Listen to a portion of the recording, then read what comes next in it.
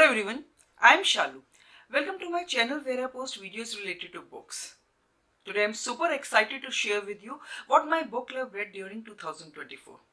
It was an incredible year of diverse genres, powerful stories, and of course heated discussions. So without further ado, let's get started. We started the year with Welcome to the Hyeonam Dong Bookshop by Wong Bo-ryung. I hope I am pronouncing the name correct.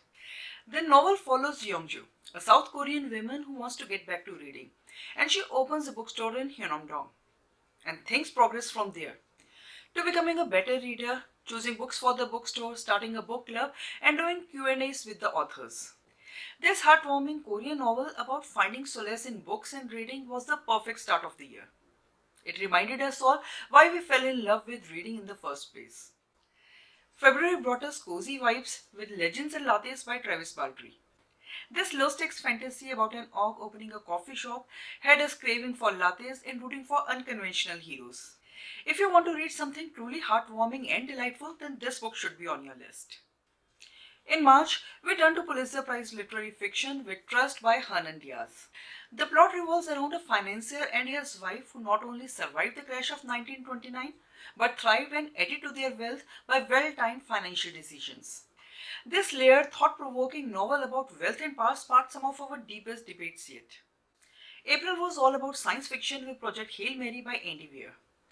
The book follows Ryland Grace, who wakes up in a spaceship light years from Earth. But he doesn't remember who he is or what he is supposed to do.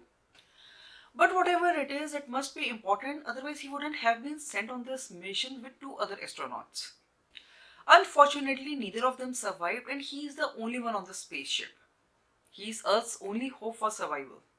If you loved The Martian, then this book should also be on your list. It was a wild ride of survival and unexpected friendships. In May, we travel to Soviet-era Russia with A Gentleman in Moscow by Amor Towles. The story begins when Count Alexander Ilyich Rostov is sentenced to life imprisonment in Metropole Hotel in Moscow. From the hotel's one of the most prestigious guests to a member of the waiting staff, Count Rostov manages his fall of grace with poise and dignity. The Count's charming resilience made this book the club's instant favorite. June was a mixed bag with When the Time is Right by Buddhadev Bose.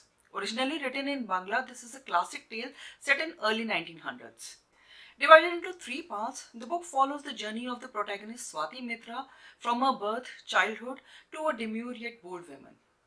While some appreciated its depth, others like me felt it was quite dragged. July brought us Cleopatra and Frankenstein by Coco Mellors.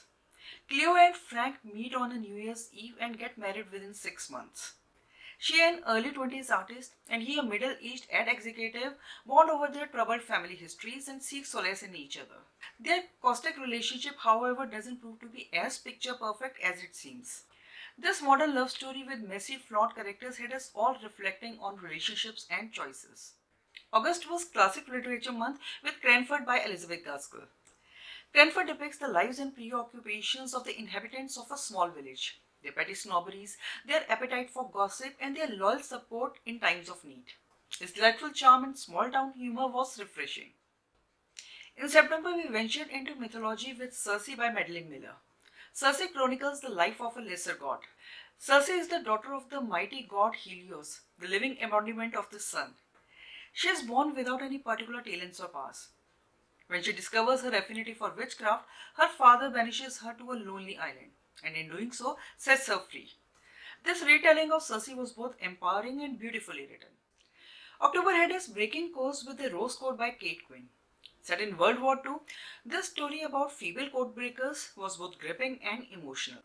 Three women worked together deciphering German codes during the World War at Bletchley Park in England. They became friends until a betrayal takes place. Now 7 years later, one of them who is in an asylum has contacted the rest. There is a traitor they must root out after the war is over. Whether you are a fan of historical fiction or simply enjoy a great story, The Rose Code is a must-read. In November, we lightened things up with We Solved Murders by Richard Osman. It's a brand new series with an iconic new detective duo and a gripping murder mystery to solve. Steve and Amy Wheeler make one of the most charming crime-solving duos I have ever read. Quirky characters and clever twists make this a delightful read. And finally, December ended on a heartfelt note with My Grandmother Asked Me to Tell You She Is Sorry by Frederick Beckman. At the center of this book is a 7-year-old girl, Elsa. When her best friend, her quirky grandmother, passes away, she leaves her a series of letters to be delivered. Through her letter delivering, Elsa sets on a thrilling journey of discoveries. This is a touching story about family, forgiveness, and fairy tales. What a way to end the year! So that was what my book club read in 2024.